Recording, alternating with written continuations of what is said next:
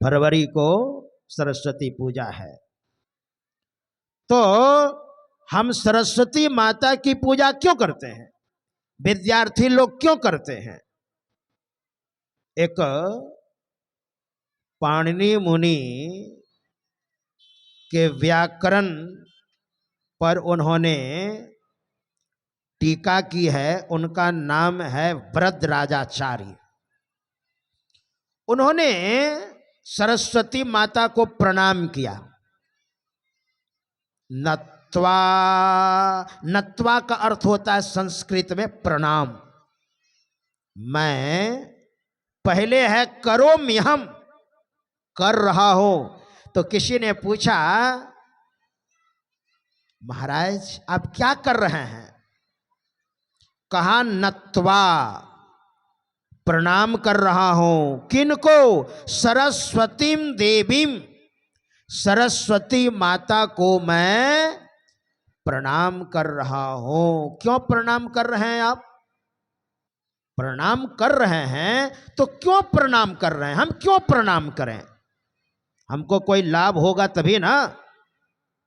तो वरदराजाचार्य कहते हैं सरस्वती माता शुद्धाम, सरस्वती माता शुद्ध हैं। तो मैं प्रणाम कर रहा हूं, मेरी अंदर भी थोड़ी शुद्धता आ जाएगी, विशिष्टता आ जाएगी, धार्मिकता आ जाएगी, साधना आ जाएगी, और हम भी साधना के योग्य हो जाएंगे, क्योंकि सरस्वती माता बहुत शुद्ध हैं, शुद्धम। विद्यार्थी ने कहा, महाराज केवल शुद्ध है? कहा ना ना, केवल शुद्ध नहीं है, गुण्याम, उनके अंदर बहुत गुण है।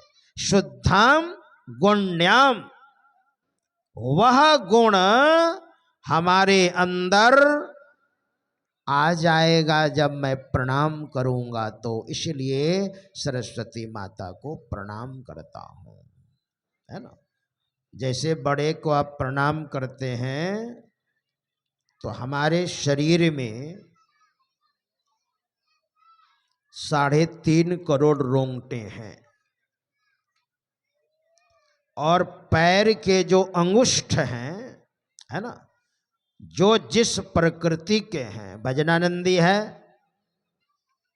पापी आदमी है तो पाप प्रवाहित होता है पैर के अंगुष्ठ से। आध्यात्मिक आदमी है, साधनशील पुरुष है, तो आध्यात्मिकता उनके पैर के अंगुष्ठ से निःसृत होती है, निकलती है। इसलिए तो हमारे यहाँ पाद प्रक्षालन की पद्धति है। साधु महात्मा आते हैं, उनका पाद प्रक्षालन किया जाता है। क्यों? महाराज हम उस योग्य नहीं हैं, हमारे अंदर उतनी साधना नहीं है, हम बहुत कमजोर हैं, है ना। तो महापुरुषों के पाद प्रक्षालन करेंगे तो चरण धोएंगे ना, तो चरण धोएंगे तो पैर में अंगुष्ठ में हाथ जाएगा, बिना हाथ ले जाए धोएंगे कैसे आप? तो उसमें स्पर्श होगा तो आपको मिलेगा, है ना। तो एक साधना का संबल मिल जाएगा। ऐसे कैसे छुइएगा पैर आप? कोई एक आधार होना चाहिए ना। इसलिए हमारे यहाँ पाद प्रक्षालन की पद्धति है। धर्मशास्त्र को आप देखिए, भगवान वेदव्यास 24 अवतार में एक अवतार थे। अगर भगवान वेदव्यास नहीं होता ना तो एक वेद को सुनते, ऋग वेद सिर्फ, 18 पुराण का नाम नहीं सुनते, ब्रह्म सूत्र जैसे ग्रंथ को प्रदान किया है वो नहीं सुनते आप, 4 वेद का नाम नहीं सुनते आप, 4 उपवेद का नाम नहीं सुनते आप।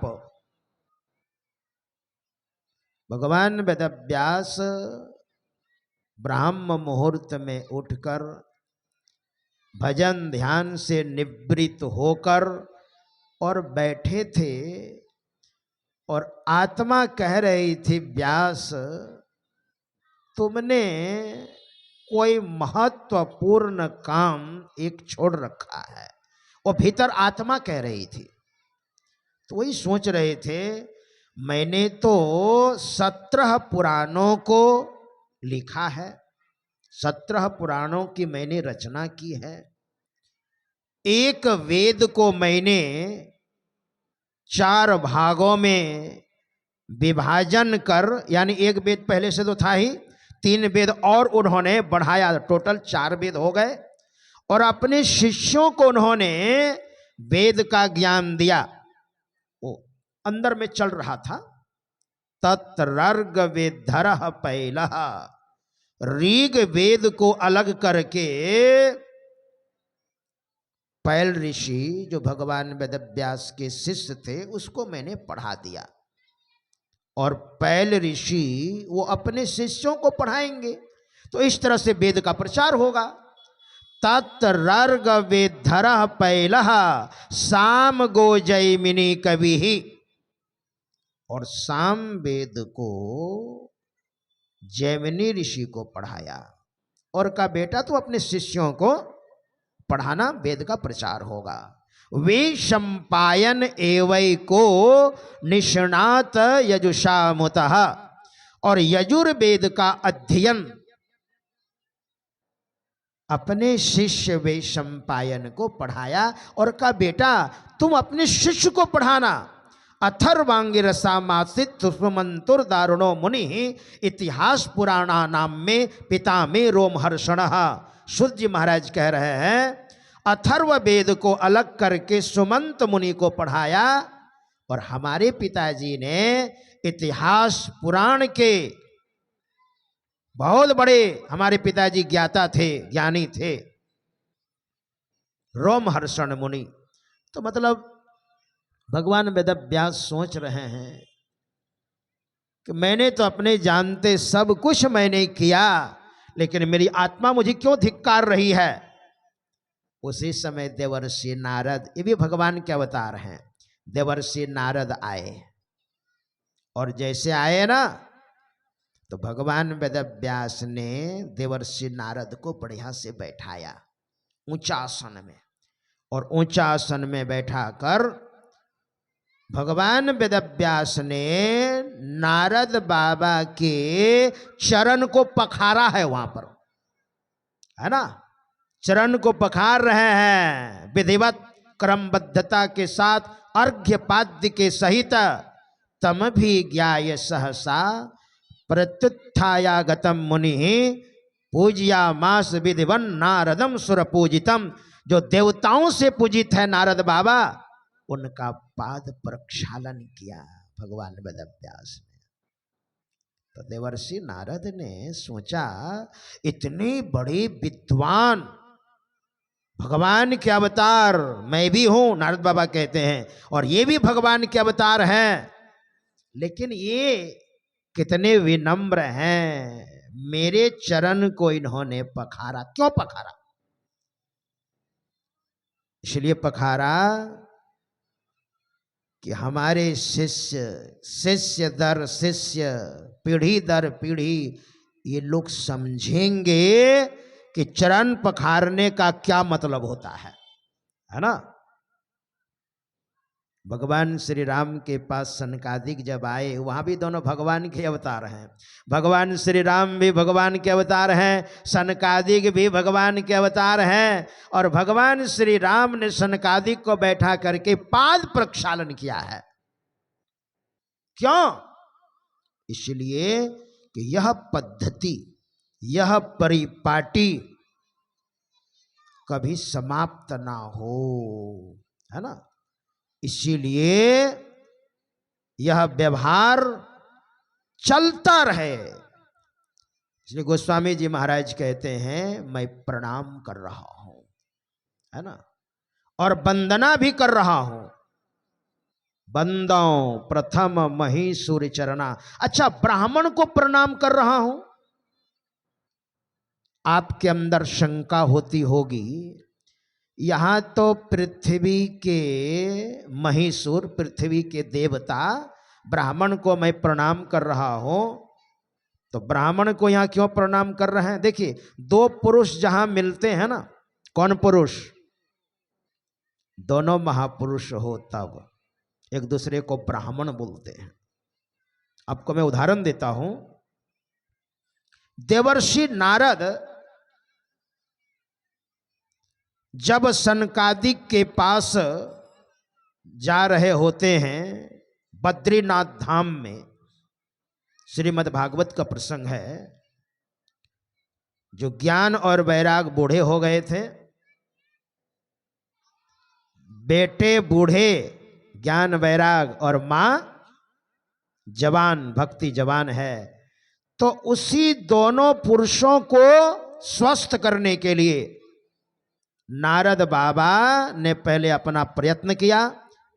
आकाशवाणी ने कहा कोई फायदा नहीं है, महापुरुष के पास जाओ। एतदर्थम तो सत्कर्म सुरर से तम समाचार तत्ते कर्मा विधास्यन्ति साधवा साधु भूषण। जो साधुओं के भूषण हैं अर्थात संत, उसके पास जाओ। आकाशवाणी ने कहा, हे नारद, अगर समाधान चाहते हो, ज्ञान और वैराग को स्वस्थ करना चाहते हो, तो साधुओं के जो भूषण हैं संत, उनके पास जाओ। वही नारद बाबा जा रहे थे बद्रीनाथ धाम। क्यों? सोचा पहले तो मैं महापुरुषों से पूछूंगा, मिल जाएंगे तो। अगर नहीं मिलेंगे महापुरुष तो मैं साधना करूंगा बद्रीनाथ धाम में, और साधना करके सारा पुण्य ज्ञान और वैराग को जगाने में लगा दूंगा। वही जा रहे थे तो सनकादिक मिल गए। सनकम च सनंदम च सनातन मथात्म भू सनत कुमारम च मुनि निष्क्रियानुर्ध्वरेत सह। सनक, सनंदन, सनातन, सनत कुमार। और जैसे सनकादिक को नारद बाबा ने देखा और सनकादिक ने नारद बाबा को देखा, तो सनकादिक ने क्या कहा? कथम ब्रह्मन दिन्मुख कुतश्चिंतातुरो भवान त्वरितम गम्यति कुत्र कुतश्चागमनम तवः। देखिए यहां पर क्या कह रहे हैं? कथम ब्रह्मन दिन्मुख, हे ब्राह्मण, तुम्हारा मुंह सूखा हुआ क्यों लग रहा है? ब्राह्मण क्यों कहा? चूंकि सनकादिक भी ब्रह्म को प्राप्त किए हुए हैं, है ना, और नारद बाबा भी ब्रह्म को प्राप्त किए हुए हैं। जब ऐसे दो महापुरुष जब मिलते हैं ना, तो क्या कहते हैं? ब्राह्मण कहते हैं, है ना। कथम ब्रह्मन दिन्मुख, फिर पुनरावृत्ति कर रहा हूं, कुतश्चिंतातुरो भवान, तुम्हारा मुंह सूख रहा है, तुम बड़े चिंतित लग रहे हो। त्वरितम गम्यति कुत्र, कहां से जल्दी जल्दी आ रहे हो और कहां जल्दी जल्दी जा रहे हो? मैंने आपको उदाहरण दिया। यहां ब्राह्मण क्यों कहा? और सुभाषितकार भी कहते हैं जन्मना जायते शूद्र, जब जन्म लेते हैं ना सब शूद्र होते हैं।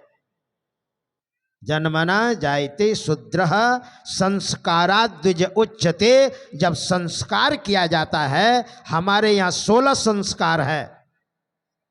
और ब्रह्म जानाति ते ब्राह्मणः, वेद पाठ करने वाले विप्र और जो ब्रह्म को जान लेते हैं, आत्म साक्षात्कार कर लेते हैं, वह ब्राह्मण है। तो दोनों यहाँ आत्म साक्षात्कार किए हुए हैं, इसलिए कह रहे हैं कथम ब्रह्मन दिन्मुखः, हे ब्राह्मण। ब्राह्मण से संबोधन किया है सनकादिक ने नारद बाबा के प्रति। तो वही तुलसी बाबा कहते हैं बंदो प्रथम महीसुर चरना, जो पृथ्वी के देवता हैं उनको सबसे पहले मैं प्रणाम कर रहा हूं। लेकिन आधी चौपाई कहती है ऐसे ब्राह्मण जो मोह जनित संशय सब हरना, मोह से उत्पन्न सारे संशयों को जो निवारण करते हैं, ऐसे ब्राह्मण मतलब संत, संत को प्रणाम कर रहे हैं, है ना। और संत को आप प्रणाम कर रहे हैं, उनके अंदर सारे गुण हैं, आप प्रणाम कीजिएगा तो आपके अंदर वो गुण आने लग जाएगा। यानी संत के गुण से आप गुणान्वित हो जाएंगे और इस असार संसार से तरने का, पार होने का एक संबल मिल जाएगा। इसलिए प्रणाम करते हैं और ये शिष्टाचार भी है। आपके परिवार में, समाज में जो शिष्ट होते हैं, है ना, उनको लोग बड़े प्रेम से सम्मान करते हैं। अरे ये बड़ा शिष्ट है, इनके अंदर शिष्टाचार है। और जो अशिष्ट है, अरे ये तो उदंड है, वो श्रृंखल है, कोई लायक नहीं है। इसलिए समाज में भी शिष्टाचार चाहिए, सदाचार चाहिए, सुचाचार चाहिए। और विशेष नहीं कहूँगा अभी, क्योंकि अभी आरती होगी, फिर रात्रिकालीन सत्संग होगा, उसमें भी फिर मैं सुनाऊंगा। श्री सद्गुरु महाराज जी की जय।